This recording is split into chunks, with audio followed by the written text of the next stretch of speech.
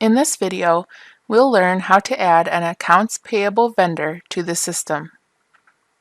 First, let's see if we can locate our potential vendor, Smith Auto Parts, on the Customer Master window. Navigate to the Customer Master window and click Find.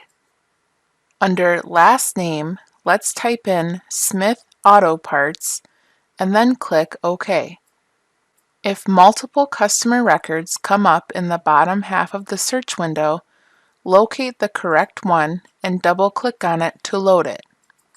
In this example, it doesn't look like we have a customer record yet, so we'll have to add one. Don't worry, you still only have to enter the information once. It will push from the Customer Master window to the vendor card when we reach that step.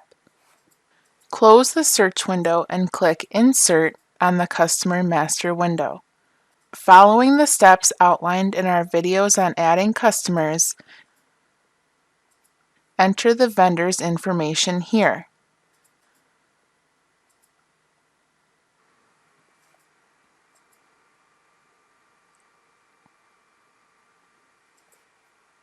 When you are finished, click OK to finish setting up the customer. With that completed, let's go ahead and insert the vendor. From the customer record, click the green Payables tab on the right side of the window. If the customer already has one or more Payables accounts, they will show up here. Make sure that there isn't an account already created. You don't want to have multiple accounts for the same vendor if it isn't necessary. To proceed with the insert, double-click in the white space on the tab. If there are already Payables accounts for the customer, double-click in the white space below those records. This should open the AP vendor card. To insert a new record, click on the Insert button. You will be prompted with a question asking you if you want to insert a record for the current customer, Smith Auto Parts. Click Yes. You'll notice that the information from the Customer Master window did indeed pull over to our vendor card.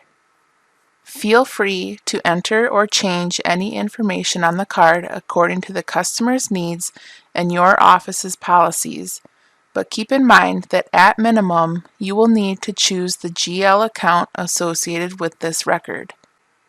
If the vendor is using a separate DBA name which needs to print on checks, make sure to choose the appropriate radio button.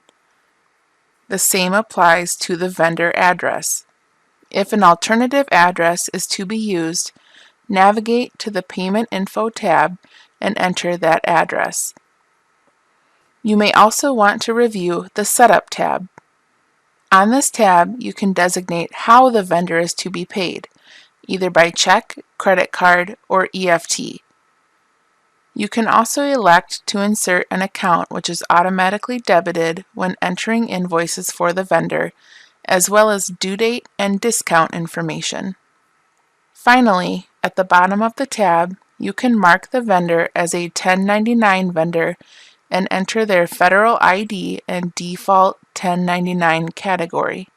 It is important to designate the vendor as a 1099 vendor and enter the category as soon as possible if the vendor may require a 1099. Failure to do so may result in having to go back through payments to the vendor later and assign 1099 categories to each one. Once you are satisfied with your work, go ahead and click OK to finish creating the vendor. Congratulations! You've just successfully entered a new Payables vendor in LightYear.